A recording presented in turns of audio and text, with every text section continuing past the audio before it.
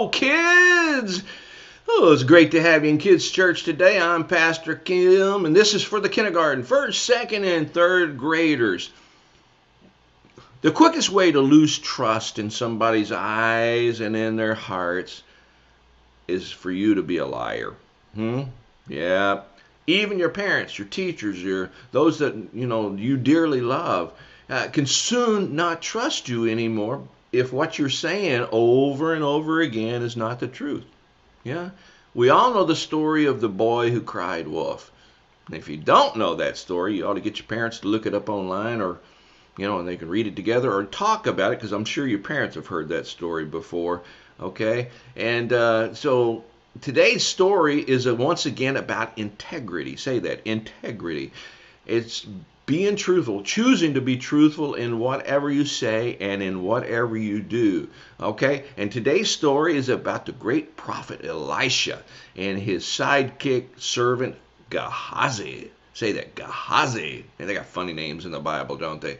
Anyway, his friend Gehazi, well, he evidently had a problem with telling the truth, and probably with some greed. And his practice of lying caused Elisha soon to lose faith and lose trust in his friend and servant Gehazi.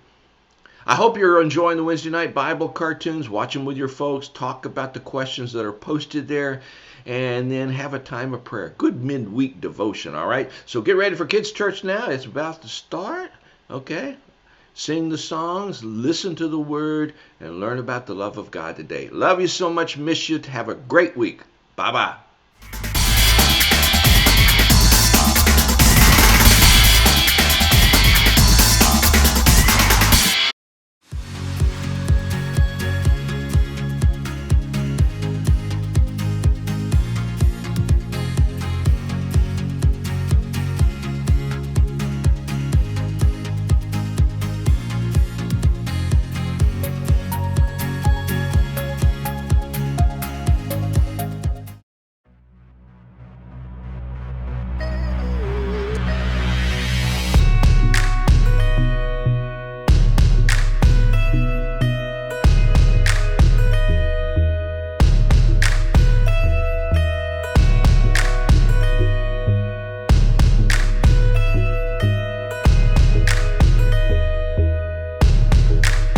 Maybe once in a while you cover up an itty bitty lie with a big fat smile. But an itty bitty lie still lying, that's not your style. But stick to the middle of the path from mile to mile.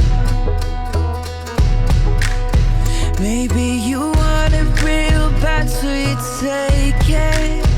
Maybe you make the promise, but then you break it. Maybe you didn't learn the words, so you fake it. And you feel a little low. But if instead you move straight ahead, keeping your promises, you'll be living straight up. If you move too far to the side, then you're gonna get stuck. It might feel like a little lie, but it's gonna catch up. Do what you say you're gonna do, you'll be on your way up. Instead you're on your way up. You'll be living straight up.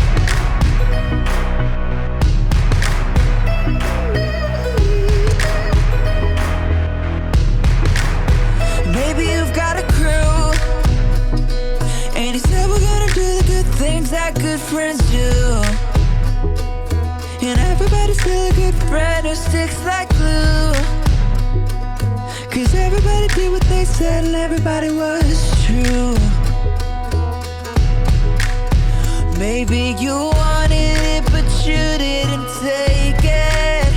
Maybe you promised and then you didn't break it. Maybe you learned the words so you didn't fake it. And now everybody knows. But if instead you move straight ahead, keeping your promises, you'll be living straight up. If you move too too far to the side, then you're gonna get stuck. It might feel like a little lie, but it's gonna catch up. Do what you say you're gonna do, you'll be on your way up. Instead you're on your way up. You'll be living straight up. If you move too far to the side, then you're gonna get stuck.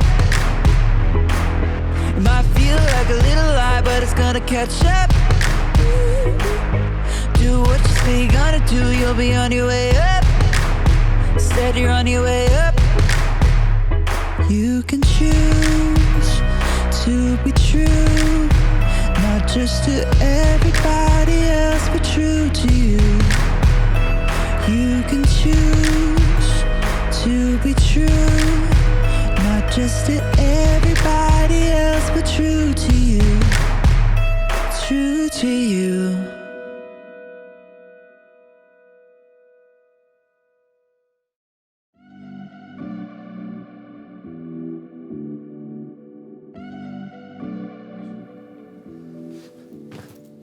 Hello, friends. It's me, Graham, and I am a hero.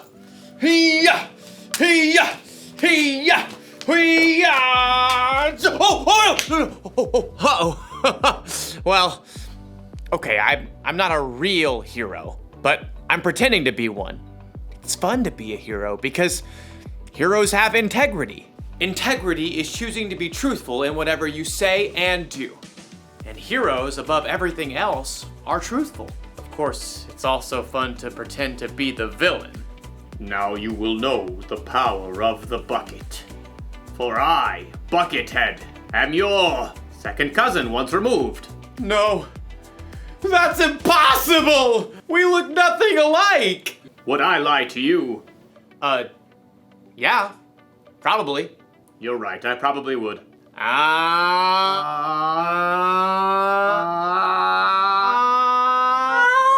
The good thing about pretending to be the bad guy is that I can stop pretending anytime I want.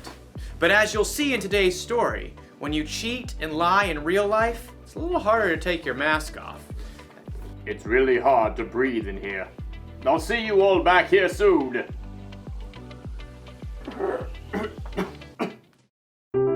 The Bible. It's 66 books of history, stories, letters, and poetry that fit together to form God's one big story.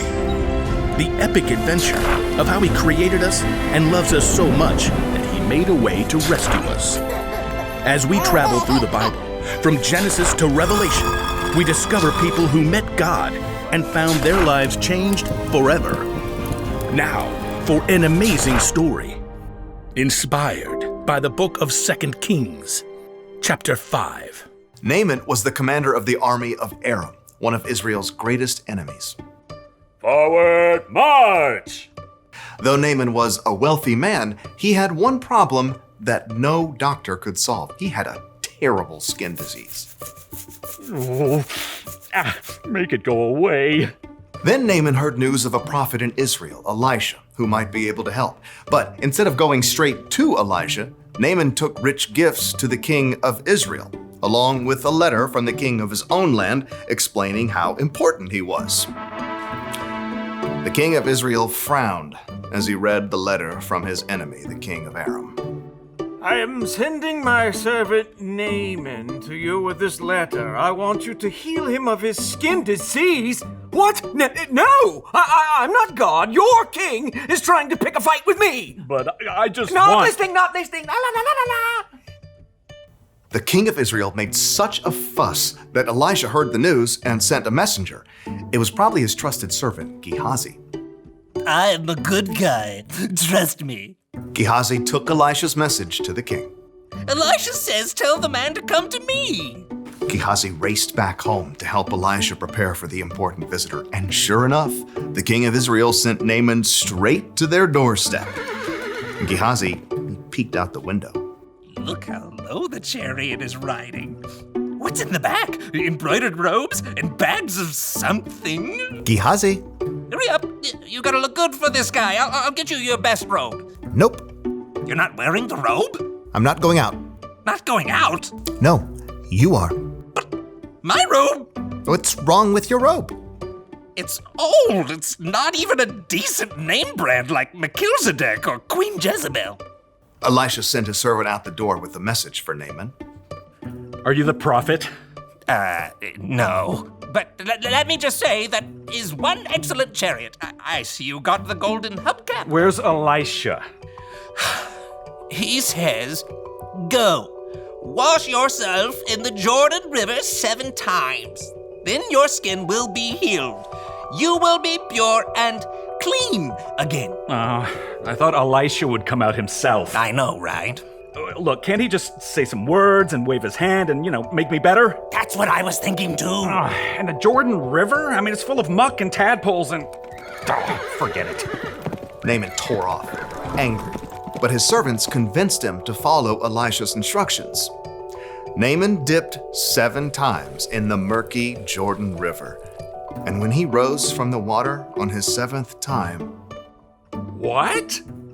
his skin was perfectly clean. He was healed. Unbelievable. Naaman raced back to Elisha's home. This time, the prophet came outside along with Gehazi. Naaman marveled at his unmarked arms and hands. Now I know that there is no God anywhere except in Israel. Please take a gift from me. Gehazi inched closer to the chariot. He could see the richly colored robes hanging over the bags of gold and silver. Is that a genuine Melchizedek robe? Uh-huh, the real deal. Just have your servants unload around back and I'll... Nope. I serve the Lord. You can be sure that he lives. And you can be just as sure that I won't accept a gift from you. What? Please, I'm begging you. He's begging you, Elisha. But Elisha still refused to take a single coin from Naaman and send him away in peace. Elisha went back inside, leaving Gehazi speechless on the doorstep. What? No. Seriously? Gehazi could still see the dust kicked up by the horse's hooves. Elijah should have taken something. If he didn't want it, he could have just given it to me. With that, Gehazi took off running down the road. His arms pumped and his sandals flapped as he crested the hill and came up alongside the chariot. Naaman pulled it to a halt. Is everything all right?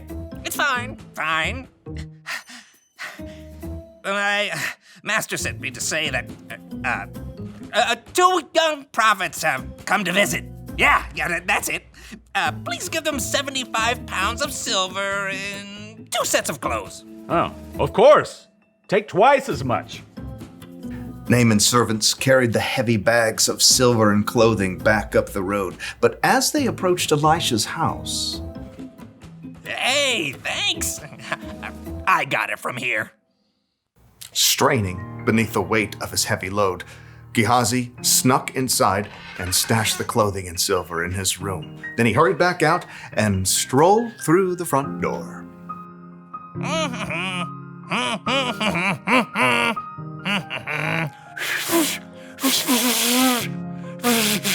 Can't whistle.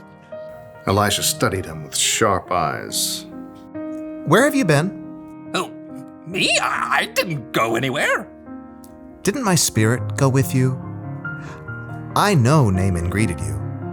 I know you took money and clothes. I was just being nice to the horses, making their load lighter.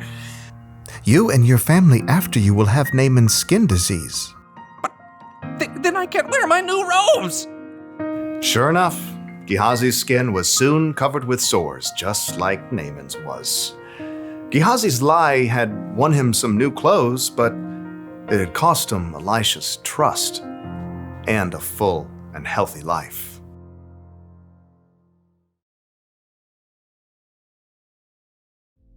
Elisha's servant Gehazi told some lies, didn't he? He lied to himself, saying he needed more stuff than he already had. He lied to Naaman to get the stuff. Then he lied to Elisha about all of it. Maybe Gehazi wasn't a bad guy, but would you be able to trust somebody like that? Never! What if someone lied to you? What if they said they were going to keep a secret, but they let it slip out? Or if they said they'd do one thing, but then did something else instead? Do you still trust them? Oh no! It's harder to trust people after they've let you down, right? Correct! it works the same way when we're the ones who tell the lie or don't do what we say we'll do. It can make us come across as the villain. So here's the one very important thing to remember. When you're not truthful, you lose trust. When you are truthful, you're the hero! And if you need even more evidence that being truthful is the way to go, look to Jesus. He always did exactly what he said he would do. He can be trusted no matter what. That's what I want to be. What do you say, Buckethead? Will you turn from your villainous ways? Do I get to keep the bucket? Sure. It's a deal! Great! Go be heroes, everyone. Bye. Hey, Buckethead, how do you feel about tacos?